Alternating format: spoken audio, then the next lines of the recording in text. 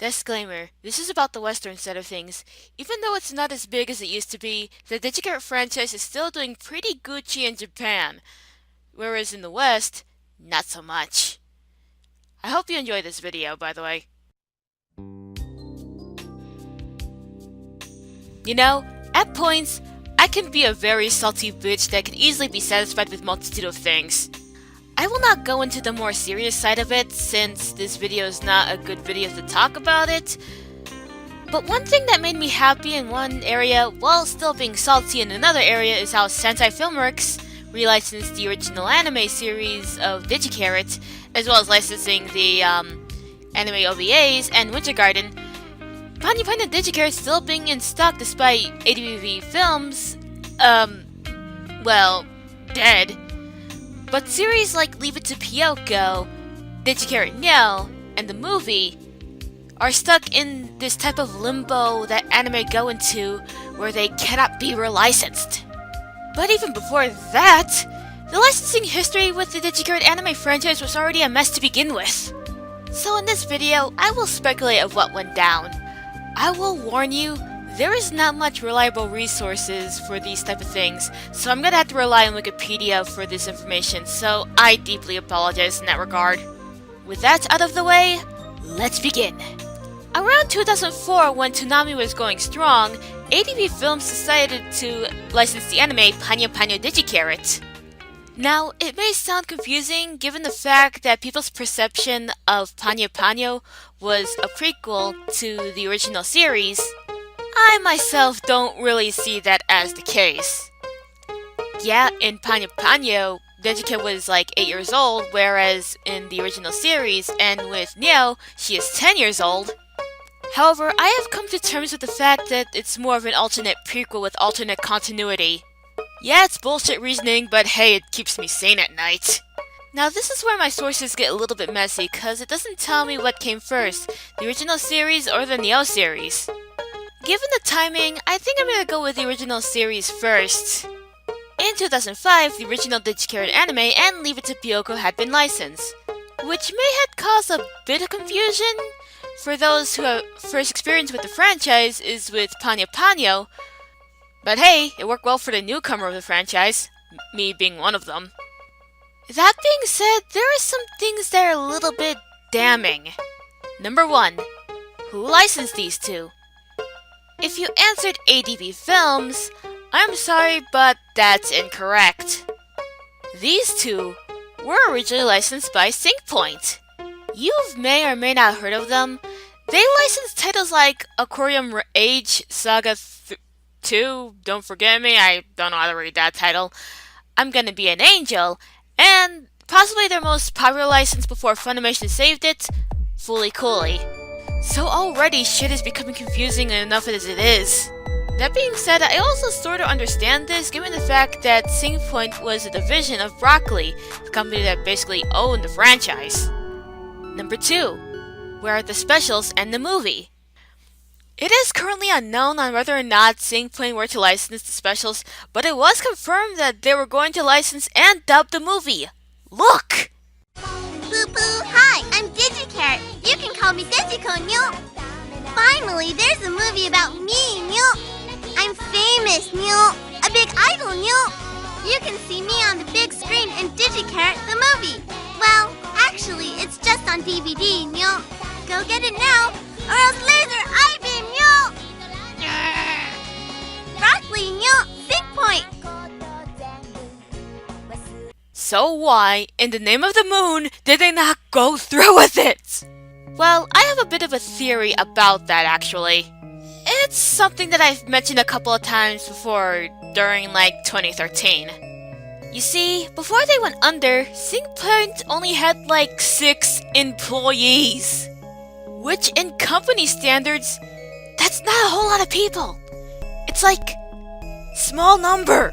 So I'm guessing that doing a lot with minimal amount of people was not, I repeat, was not good. So that might be the reason why the company went under, with Fooly Cooly being their only sign of success and one-hit wonder. So I'm guessing that during or after all of this was happening, Bandai Entertainment licensed Gi Charat Neo. So we have another licensing company licensing a different anime of the same fucking franchise. Look, at least with Sync Point, they had more than one anime under their belts, and they were associated with Broccoli. And with ATV Films, they were at least the first to license. Bandai had no excuse. And I forgot to mention this during the Sync Point segment, but the original series and Digicare Neo had like a different voice cast from the ATV dub. With the original series, Leave It to Pyoko and Panyo Panyo, you at least got some talented voice actors that are known, like with Lucy Christian and Michelle Ruff, albeit they were flawed at the time, but hey, anime dubbing was still kind of new. And I'm talking about more like the, faithful anime dubbing, rather than just like, whatever happened before the early 2000s. But yeah, you got some talented voice actresses at the time. However, Neo on the other hand, you got a lot of no-named voice actors, some of which sound a little bit bad. I mean, I'll be the first to say that I don't hate the English dub for Digicare Neo, but I will say that the dub has its grieving amount of flaws. In my honest opinion, this is really odd because, well, if you look at Bandai's other works, like with Lucky Star, Haruhi Suzumiya, and Gurren Lagann, you can see that they have talent behind their dubs. Granted, you could have an opinion of what their dubs are like, but they still have talent behind it. There is zero information of why that is, however, so we'll just get to the thing that kinda made me mad, and still made me mad to this very fucking day. This dub was never finished! It stopped around episodes 71 and 72, or 36 if you want to feel better about numbers, and it never fucking continued! And yes, I am incredibly salty about that fact. Look, I know that the dub was incredibly flawed, but for fuck's sake, at least fucking finish it, man! And with that, the licensing for the anime franchise has stopped for a while. There was not even acknowledgement for Winter Garden, which I consider to be another continuity. Cut to 2013, when Sentai Filmworks decided to relicense the original series and began licensing the OVA specials and Winter Garden. Hell, the Studio Special, which is a set of OVAs that even the fan subbers don't even give a shit to translate, got licensed. So, you would think that this would bring hope for the franchise, right? Where's the movie? Where's Neo? Yeah, the long and short of it, it is uncertain where the rest of the anime franchise would be relicensed. And really, it kinda sucks. I was really hopeful for Sentai to pick up the rest of the franchise. But it seems unlikely at this point, and it's a real shame. I actually want to be proven wrong about this. I really do. At this point, there's no legal or safe way to stream the movie, Panyo Panyo, Neo, and even Leave It to Pyoko. Yes, there was a time that they were up on YouTube, save for Neo because Bandai is kind of an hypocrite. But guess what? The YouTube channel privatized those videos! I'm not fucking with you! And due to this, we may have to rely on illegal websites like GoGo Anime and Kiss Anime. Mainly the latter if you want to watch the Neo series, since, last I checked, the former doesn't have it anymore. If you don't want to deal with Kiss Anime getting hacked by assholes, again, there's always torrenting Neo and the movie. Yes, it is immoral to pirate anime, but at this point, this is the closest thing to a best option until Sentai Filmworks relicenses the rest of the franchise. Who knows? Maybe if there's a new Digicare anime, maybe companies would give a shit. Hey, with Devilman Crybaby and Cutie Honey Universe existing, anything is possible.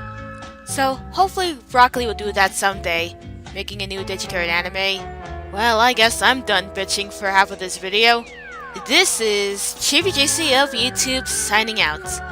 See ya!